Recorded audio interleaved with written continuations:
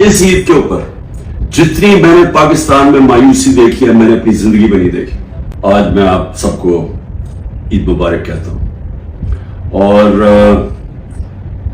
میں افسوس سے کہتا ہوں کہ میرے لیے یہ سب سے تکلیف دہ عید ہے. اور تکلیف دہ کیوں ہے کہ 10,000 کے ارد گرد, ہمیں ایگزیکٹ نمبر نہیں پتا کیونکہ ہمیں بتاتے نہیں ہیں اور ہر روز نئے لوگوں کو پکڑ لیتے ہیں, لیکن 10,000 کے ارد گرد ہمارے کارکنان جیلوں میں اور جیلوں میں برے حالات میں رکھے گئے ہیں.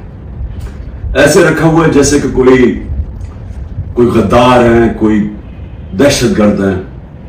ان کو پوری طرح کوشش کی جا رہی ہے کہ ان کو اتنا ان کے اوپر ظلم کریں یا ان کو ایسی بری حالات میں رکھیں کہ وہ مایوسوں کی پارٹی چھوڑ دیں.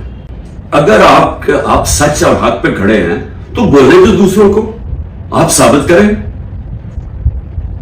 یہ جو سارے حربے استعمال کیے جا رہے ہیں اس کا صرف ایک مقصد ہے, تحریک انصاف کو ختم کرنا, ملک کی سب سے بڑی جماعت کو توڑنا. ڈرے ہوئے الیکشن سے, اور یہ کب سے شروع ہوا ہے؟ یہ جب سے رجیم چینج ہوئی ہے تب سے یہ پلان بنا ہوا ہے کہ عمران خان کو جنہوں نے ہٹایا انہوں نے اب دوبارہ واپس نہیں آنے دینا. عید کے دن میں پھر سے کہہ رہا ہوں کہ جدھر ہم کھڑے ہوئے ہیں, یہ جو پروگرام بن رہے ہیں, جو دبئی میں جا کے یہ سارے منی لانڈررز, ایک دوسرے کو یہ منی لانڈررز کہتے تھے, ان کے اوپر سارے منی لانڈرنگ کے چارجز ہیں. 30 سال سے منی لانڈرنگ کر رہے ہیں.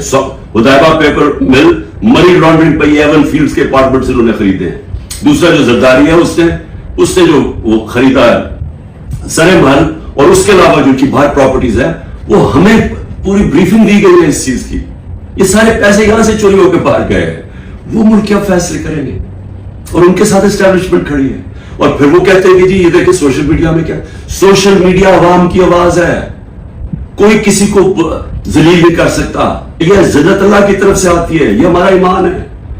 کتنی کوشش کی ہے عمران خان کو اور پی ٹی آئی کو ذلیل کرنے کی, ذرا کریں نا آج الیکشن. میں چیلنج کرتا ہوں کہ ساری ان کو امپائر ان کو دے دیں, الیکشن کروا دیں. کیوں ڈر رہے ہیں الیکشن سے؟ کیونکہ آپ جو مرضی کر لیں, جب عوام کے دلوں میں ایک نظریہ آ جاتا ہے, آئیڈیا آ جاتا ہے, آپ اس کو شکست نہیں دے سکتے.